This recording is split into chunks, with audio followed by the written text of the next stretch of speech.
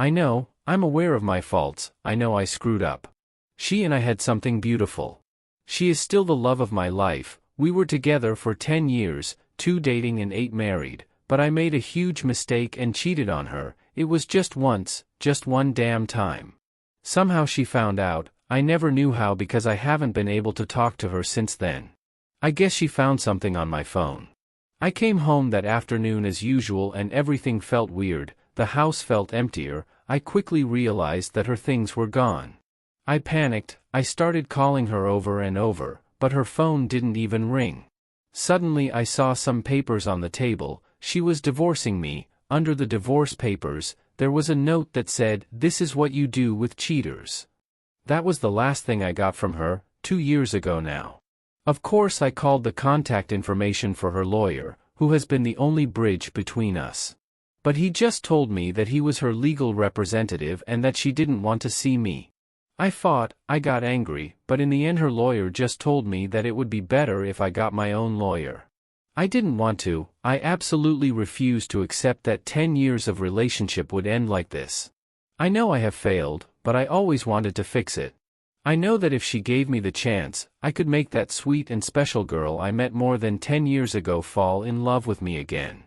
I know that I can make her forgive me. After all, many couples go through similar things and get over it. Why can't we be one more couple in that statistic? Why after 8 years of marriage am I thrown away like garbage for a mistake? I don't deserve so much indifference. I haven't been able to see her or even hear her voice in 2 years. 2 years of not being able to see or talk to the person you love the most is too much of a punishment.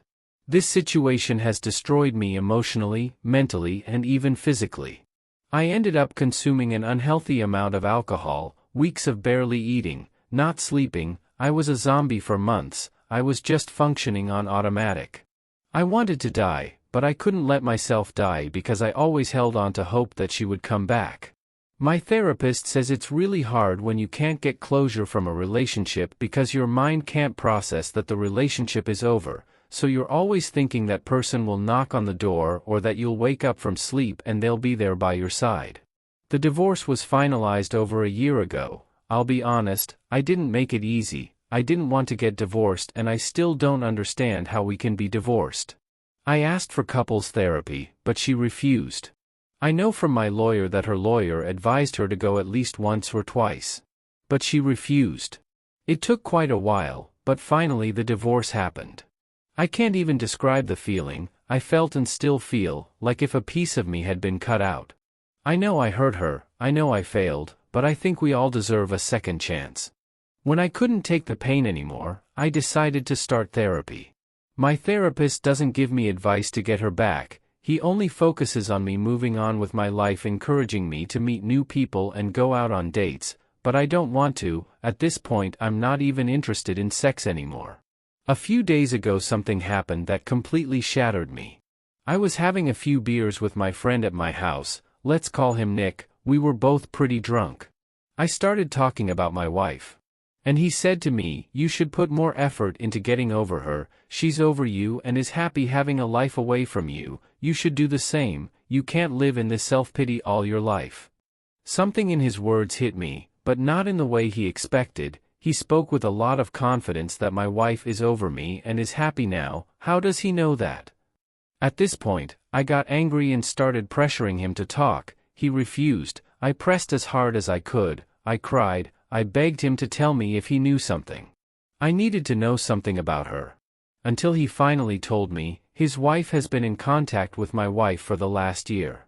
They were great friends and I remember Sabrina, my friend's wife, being very sad about losing contact with my wife. The thing is that my wife went to live in Norway, got married to a guy there and is about 7 months pregnant. I felt like dying. I literally felt like dying with this information. How could she do this to me?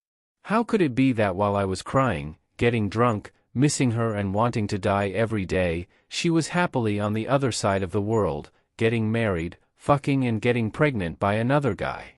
How could it be that she didn't have a child with me in many, many years, to the point that I thought she was infertile, but she got pregnant by this new guy so easily? Where did this guy come from? I have no answers for absolutely anything and I feel like I can't go on with my life without these answers. The only thing I can think of is that she had revenge sex with the first Norwegian guy she came across and got pregnant and decided to keep the baby. Maybe she got married because she wanted to stay in that country legally, and I guess like in most countries, getting married is a good option for that. I don't know, these thoughts are killing me. I refuse to think that she is in love with him. I need to contact her, I need to talk to her, I need to know what's going on, because she acts like our 10-year history and 8-year marriage is nothing to her. I need advice on how to act. I feel the impulse of travel to where she is and look for her, but how could I do that? I don't know what city she's in, I don't know where she lives, I don't have a number to contact her, she closed her social media, her family is small, they don't live in the same country as me and all of them blocked me. I'm totally lost. I don't know what to do at this point. I still want her back, yes, even pregnant. I feel like if this is a nightmare and I need to wake up now. I read almost all the comments, and when I say almost all I really mean almost all. It's hard to process all the crap that's been said about me. I feel like you guys forget that you are talking to a person and not an inanimate object. I thought I might find more empathy by sharing my story here. Just two people feeling empathy towards me, and their comment made me feel better. I'm not looking for validation or for anyone to say that what I did is okay. I know it's not, and I have to live with that daily. I will try to respond, but of course I'll never be able to respond all the comments over here. I guess none of you know what it's like to have a broken heart and not be able to get over a person. You don't decide who you love, and you don't decide when you get over someone. It will happen when it have to. Those who doubt my story, unfortunately, is real. I would love this to be fake, but sadly it is not, and I have to live with this mess every day. Everyone assumes she's happy now. I don't know. I mean, how do you know? I haven't seen her in 2 years. I can't have any idea if she's happier or not.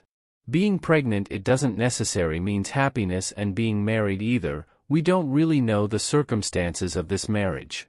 Maybe she got married because she got pregnant and felt alone in a country where she has no one, and she just hold on to the other guy. Of course I blame myself for this. This wouldn't have happened if I had been a better person and a better husband to her. But unfortunately I can't change what I did wrong.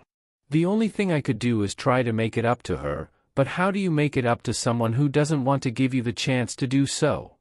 Some people said that she doesn't owe me a second chance. That was hard to read, but I understand that maybe she doesn't have to. I never openly blamed her for the infertility issues. It was just a thought. We both went to the doctor, and in both cases the tests revealed that everything was fine. I never understood why we couldn't conceive, and the thought that she was infertile did cross my mind, and of course the idea that I was too. But in most cases of infertility it is due to a female factor. Maybe that's why I thought that. Horrible things were said, like I would hurt my ex-wife if she were here.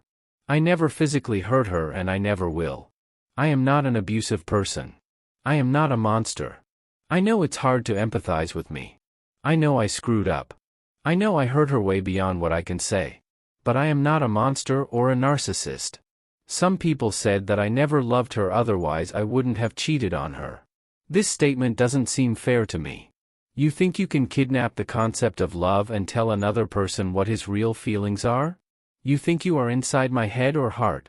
Only then would you know what I feel. You can't tell me that I don't love her. There hasn't been a day since she left that I don't regret it. No one can tell me this isn't love. Lastly, humans are more complex than most people here think. Just because I cheated on her doesn't mean I don't love her or that I don't have feelings. I called what I did a mistake because how else would I call it?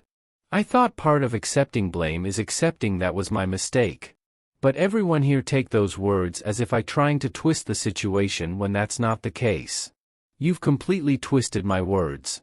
I know how much I hurt her. Maybe in my post I'm focusing on myself because I was never able to explain myself to her. Since then for me it's been one attempt after another to put together a story in my head that doesn't make sense. I lost everything from one moment to the next. I simply tried to be open with my feelings, but it doesn't seem to work here. Not for me at least. I know the damage I did to her. This woman left her life, the country she emigrated to, her friends, even her job. No one does that for a breakup unless you're going through some level of absolute pain.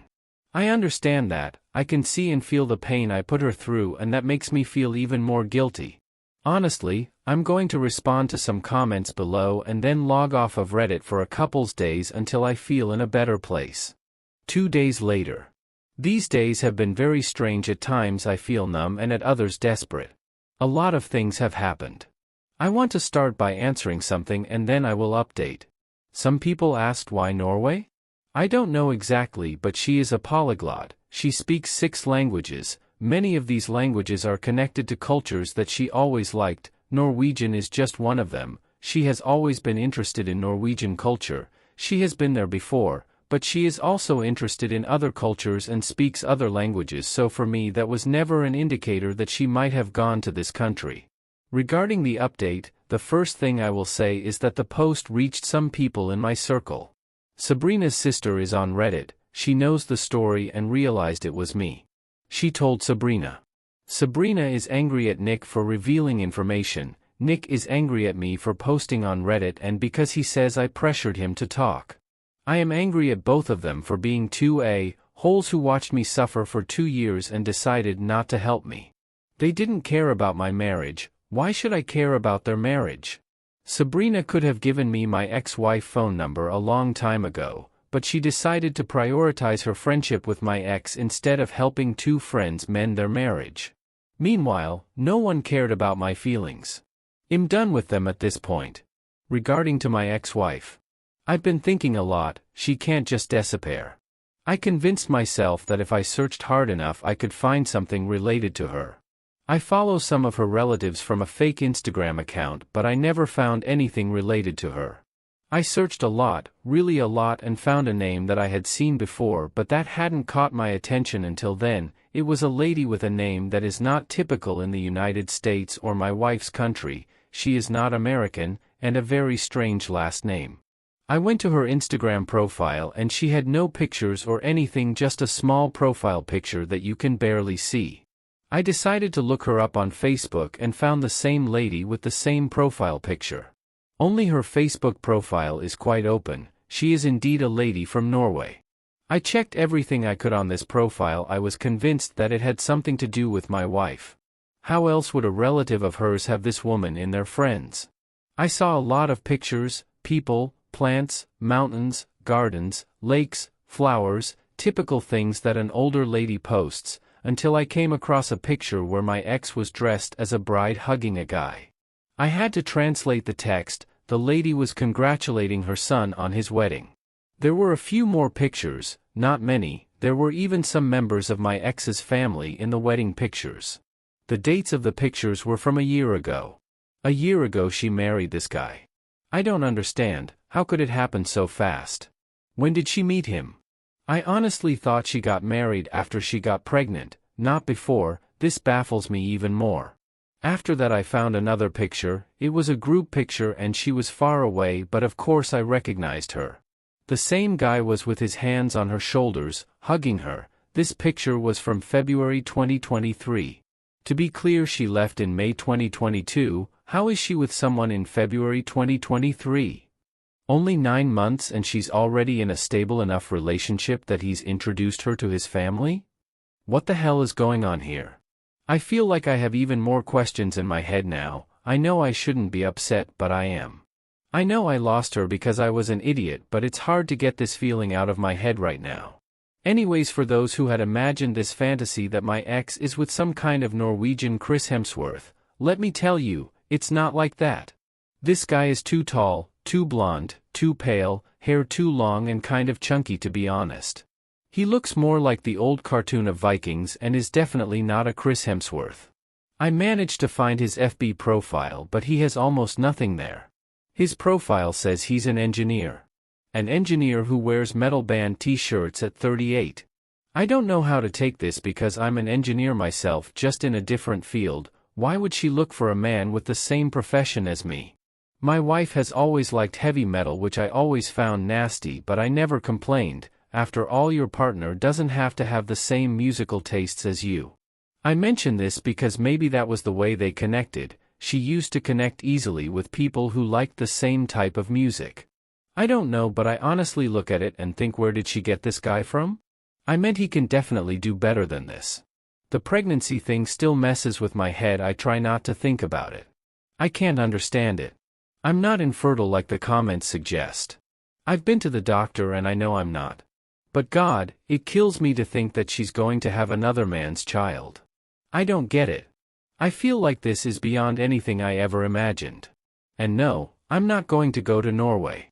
I'm not going to try to contact her. I still want to see her and talk to her. But I obviously can't force her to do that. I have too much to deal with right now and too much to talk about in therapy.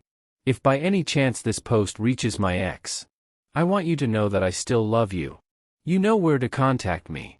If by any chance this post reaches the new dude, I want you to know the only reason you have a chance with this woman is because a big idiot halfway across the world completely ruined it. You most probably met a woman who was probably very broken from her divorce. You took advantage of her situation and trapped her with a baby. You don't know how to play fair.